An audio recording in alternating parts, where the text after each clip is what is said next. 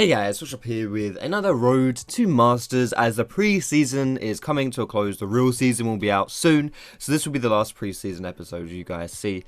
And also a side note for this episode today, I was really ill making this episode. I was pretty not feeling too good, so if you guys want a little bit of entertainment at my expense, I would certainly recommend that you keep your eyes peeled in my player cam at the bottom here, because I don't know, for me at least, it's kind of funny to see just watching my face. Like, the faces I'm putting this game or this episode is just, I don't know, I really wasn't feeling good, guys, so it kind of hurt just to look at the screen. I don't know why I was playing when I was feeling like that, but whatever.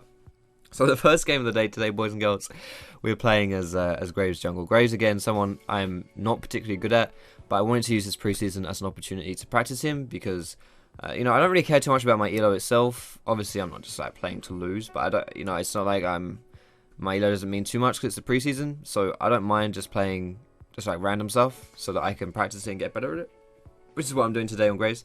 And I've been practicing Graves for a while now, and I'm pretty good on him on normal games and on my Smurfs, but for some reason, whenever I play on my main, I'm really, really bad. So I don't know whether that's just because against good players, I'm really terrible at him, or whether it's to do with my confidence. I would probably say it's to do mostly with, maybe it's a bit of both actually, because I know my Lee Sin is someone that I'm actually pretty, I'm a good Lee Sin player, but I have zero confidence playing Lee Sin in high elo, so I just kind of suck at him. But either way, I just, see if we can get some good Graves practice down, shall we? So yeah, Graves, my early play is not too good, but at the same time not too bad, they're far from terrible, and this is me getting caught out trying to maybe do something to the Janna, but obviously nothing going, and then there happens to be 5 people in this mid lane, so that's a bit awkward, and kind of a 3 for 0 here is a bit of a snowball-y play. It's something that the enemy team can build off of, and if you look at my stats, my score here, you can see, yeah, actually they did snowball off this one kind of hard, because I'm starting to feed now. Good on is by Syndra here to block my combo, keeps her alive, and it completely screws me over, and then we lose 3 people here. We had a pretty, this was a bit of a rough game because we had a pretty flamey team. I think Fiora was flaming pretty hard, but she was the only one playing well, so you're never justified for flaming, but if you're the only person on your team playing well, then I at least can kind of understand it. But this guy was just really angry, so it's not a great start. But this is the worst thing about it though, what you're going to see here. If you keep your eyes on my face here, wide-eyed glare, there we go. I got demoted from this game, guys. I didn't even realise I was up for demotion, but apparently I was, so there we go. I played terribly this game though, so I certainly can't complain about getting demoted. But I didn't even, it's a bit unlucky. I didn't realise I was heading down that dark path. Either way, another game, Graves. I don't know why I played Graves this game after last game, but I think the reason for it is that I wanted some kind of revenge for myself. I don't like having terrible games, especially last game where I felt I think in the early game I was doing fine on Graves, so I wasn't happy about just leaving it at the last game. So we'll go into another game, see if I can get my own comeback, shall we? This is a bit unfortunate play though. I get pretty greedy though. It's pretty greedy play, but I just survived on 1 hit, and I also don't take into consideration the Courage of the Colossus there. So Courage of the Colossus pops again, makes him even tankier. Didn't think I was under much threat, because I thought I could just kill Alistair if he turned on me, but then again, that was my bad for being a bit too greedy on that one. And then this happens. Katarina. Whenever I play against Katarina, guys, she either, I would say 9 times out of 10 she proper 1v9s, as in she goes 9-1, where the rest of her team is not doing particularly well, not even winning. So I'm pretty scared whenever I see a Katarina in this preseason. So hopefully she doesn't pop off too hard. I'm pretty afraid of that. Katarina, from my experience this preseason, is really, really snowbally champion. She can be really strong, so I'm kind of scared of that happening. And she has had some good plays in this early game, and as you can see by my score as well, I'm not really doing too much. Again, I'm just, I'm not feeding my ass off. I'm still doing some things and I'm still being useful, but it's certainly not where I want to be, to be honest.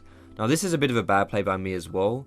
Zillion lands a pretty good double bomb there, so I probably could have survived that, but I'm not 100% sure. I definitely didn't think I could at the time, and in hindsight, maybe I could, maybe I not. But I go back in because I'm assuming that I'm just dead, and maybe I could have survived. But this was a game where I had pretty flamey teammates again. My bot lane was really flamey this game.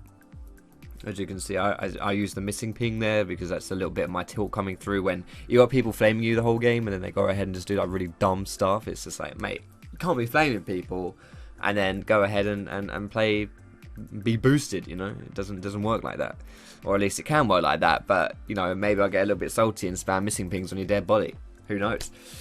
Either way, not the best way to start after getting demoted. But we finally read the writing on the wall. No more grades for us, not just now. We're going back to our roots here, guys.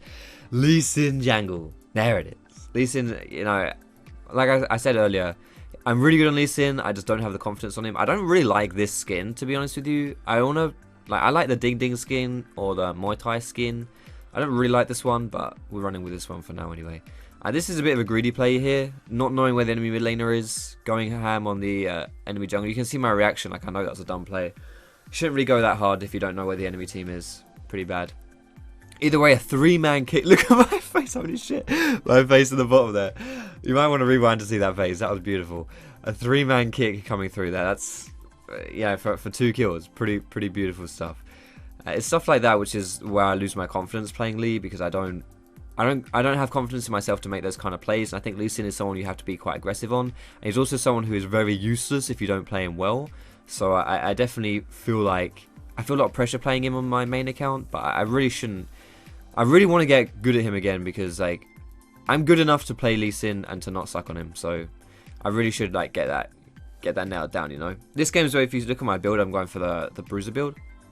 The Bruiser build being the Cinderhulk into Titanic Hydra with Courage of the Colossus. I'm not, to be honest, nowadays I don't even run Courage of the Colossus on Lee Sin anymore. I just think Thunderlords is better. I think stylistically I've always said Thunderlords is better on Lee Sin, but I thought Courage was just a little bit too strong. But I don't know. Just for your kicks, your ultis, your initiate, I think Courage is good on Lee. It's okay, but it doesn't help your early game in the slightest. And I think Thunderlords is just like too useful really for snowballing early game. Like someone said to me in solo queue, he saw me with Courage of the Colossus and he was like, "Why have you got Courage of the Colossus?" And I was like, "Well, you know, if you go in with your kick, then you don't instantly die. That's good, right?" And I was like, "Yeah, but Lee Sin with Thunderlords can totally take over the game." And I was like, "Yeah, it's kind of true actually. You know, if you go Thunderlords on Lee Sin, you can just completely take over the game. Or you can do really dumb things like this, where you fly in and fly in under the enemy Nexus towers. And I mean, this is all just a setup, right? Just a bait. Great initiation by me here, perfect initiation. Totally nothing wrong with that play. Absolutely amazing. But I mean, this is like towards the end of this game here. You can see my score: 11, 6, and 15. Like when I'm in this kind of mood, I suppose, where I've been demoted, I'm feeling like crap anyway. This is where I stop. Not that I don't give a crap about the games, but I don't worry too much. I don't overthink them. So you can see how, yeah, you know, I can just play well because I'm not worried. You know, I'm not overthinking about the mistakes I might be making on Lee Sin and stuff like that. Either way, Diamond 2 80 LP now. So we're probably 1 win out of our promos here. So if we win another game, we'll be in our promos. Decent amount of damage as well, considering we went for the Bruiser build, which is almost full tank. So that's good stuff. Moving on to the next one here, and we're going back to our roots yet again, playing Blitzcrank support. Blitzcrank support being probably my best champion, I would say. Nautilus and Blitzcrank support, my best champions. I really want to spam these two at the beginning of the season to try and get as high elo as I can at the beginning. Just so that I can like ride the wave and not have to like climb all the way through. Like, if I get bad placements and have to climb all the way through like Plat and Diamond again, like, it would be nice if I can skip that. But to be honest, it's a bit difficult, I would say, to kind of get my Nautilus, oops, punching my death save, get my Nautilus consistently, because he's pretty strong this preseason. So we'll see if I manage to do that. But still, Blitzcrank is, you know, not just Nautilus, Blitzcrank as well is like one of my best champions here. And I really like playing Blitz just for the pick potential. You guys have seen me play Blitz loads, so you should probably enjoy the stuff that I can put out. But this game starts off pretty well for us. I missed a really easy hook here, although having said that, the hook would have done absolutely nothing. So at least it was an important hook to miss, but it was an easy one that I missed, so pretty embarrassing either way. But, you know, this game started off fairly well for us, but then kind of devolved into something a little bit ugly. But it's not over by any means. Like, this game is far from over. So, and the great thing about Blitzcrank for me is that it doesn't really matter how well your team's doing. Blitzcrank is pretty much just as useful if he's ahead as he is behind, to an extent. Like, if he's ahead, he can completely close out a game, just like run at people, always catching people, that kind of stuff. If he's behind, he can still do similar things, but like, it's harder to make the picks. So obviously it's easier to play Blitzcrank if you're ahead, but then again, who isn't it easier to play if you're ahead? But he's someone who, even if you're behind in the game, you can still do some stuff, so that's all good. And you can see here some nice juicy mid-game team fights going down as well. And I just, like, at this point, I just run past the tower trying to grab Jin out of his ulti. But TF's already on it, although he does like suicide for it. But still, it's, you know, whatever, we get a tower as well. Now this play here is a bit of patience. Like, it's a shame you can't really see with these highlights just like how this play kind of like unfolds, but essentially, like, I see Fiora split pushing top, and I know people are going to come up for her, so I just walk up, like, I follow her a little bit. I sit in the side push here, and I just wait for people to come around. But I don't immediately go out when I see Poppy, because I don't want to go for Poppy. I'm assuming that they probably send someone else up for her as well, which is why I wait for, find Jhin, make the play, and then we get not just Jhin, which is a great pick by itself, but we also pick out the Victor as well, which eventually leads on to this here, where we're pushing down the tower. So it's all good stuff really overall. Like, if you can kind of read the play a bit more, rather than just reacting to plays, but making more proactive plays. So instead of just being like, you know, instead of just, I think I take a tower shot to die here. That's a bit awkward. You can see my face in the corner there. Yeah, that's a real awkward one. But, you know, instead of just seeing a play happening and being like, oh crap, I've got to do this, I've got to be here, blah, blah, blah. Just like thinking about it more and thinking about, in theory, what you can do, you know, that kind of stuff. What you can do in advance, you know, to set up plays. I think that's the best way to be playing solo queue. Now, I've bought a Redemption this game. I don't really know if Redemption is great on Blitzcrank, but I made a video saying Redemption is like busted overall as an item, and I still stand by that. I think it's impossible to like build a Redemption and just it be bad. Like, Redemption is, you know, best case scenario amazing, like game changing. Worst case scenario, like situationally useful, like moderately useful, you know, like even if you never use the active, even if you never get any use out of the active, you're always going to get good use out of the stats, the health, the CDR. It's a crazy item, and the active is really good. So you didn't get to see it there because I think I accidentally cut the clip off, but I did get into my promos from that. So this is now my promo. This is game number 1 of my promos, and I do get Nautilus this game, which is amazing. Now I'm 0-0-0. This Cassiopeia is also 0-0-0. So this is a pretty even lane so far, and like, again, this is another game where I'm just playing with a lot more confidence. As you can see, that making a proactive play here.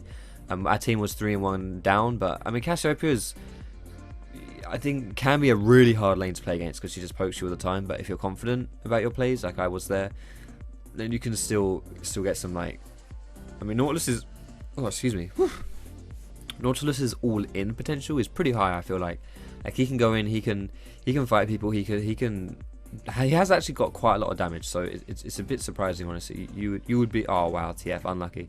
You'd be a bit surprised how much damage this guy has. So I see the opportunity, I go for it, I kill Cassiopeia, there it is. And then outside of that, when you're playing Nautilus, it's all about snowballing to an extent, but more specifically, it's about being in the right place at the right time and going for TP plays. TP plays are really, like, the big difference between being the good and the bad top laner are your TP plays.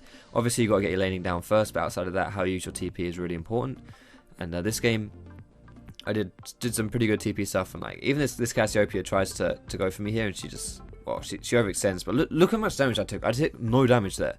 Like, Nautilus is just a disgusting champion. If you play him right, he's just absolutely foul. And with his Courage of the Colossus as well, with his massive shield you get, it's even better.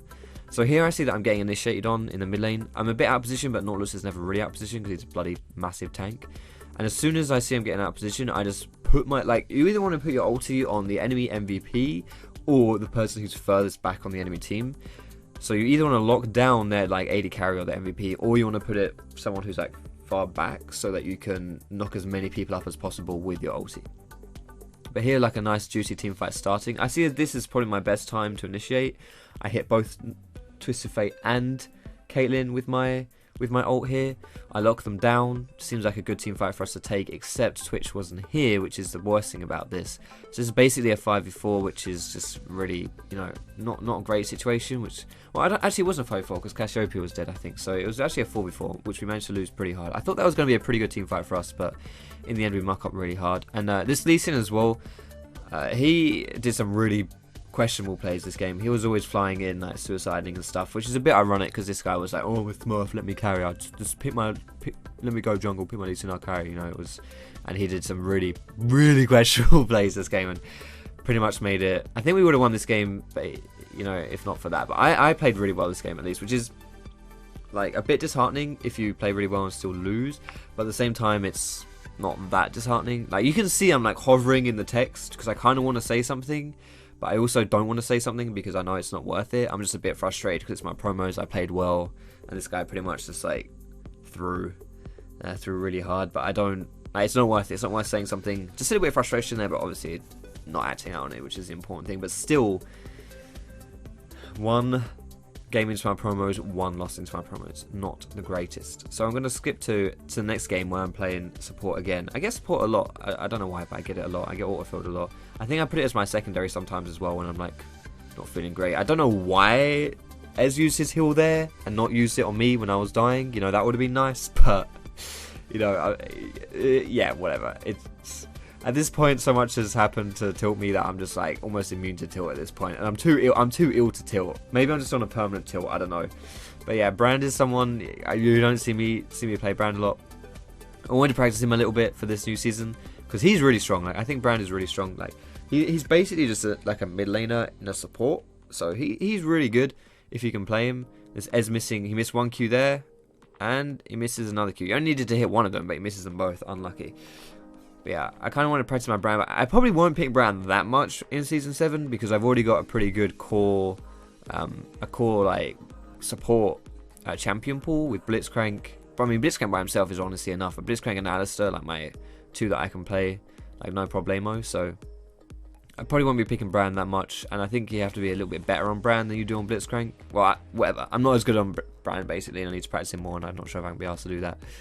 Either way, he has a lot of damage, which is what I'm enjoying this game as well. And if you get people caught like together, like they are now, like that Bard and Vayne just sitting on top of each other there, holy moly, like that is a lot of damage if you get your ultimate to bounce like that. And you know your unlucky, your CC on Brand is decent as well, and your passive just destroys people. If you go Leandries as well, you get even more of a passive.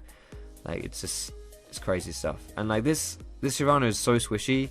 Shyvana is really strong. I think Shyvana is a really strong champion, but she's so squishy, I just absolutely obliterate her. Now right here, I should probably be going for the honey fruit, or just running away. Like you can see my reaction. Like I know I shouldn't have died there. That was a bit of a dumb death. But at least Bart died, so it's not the end of the world, really, is it? It's all good. Could be worse.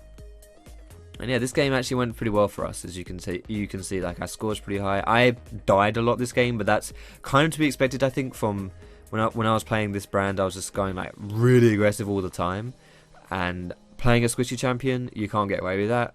You just die a lot. So I put myself in a lot of questionable positions, but I also just, you know, like I do a lot of damage, so it's okay. Like honestly, this Brand is pretty disgusting.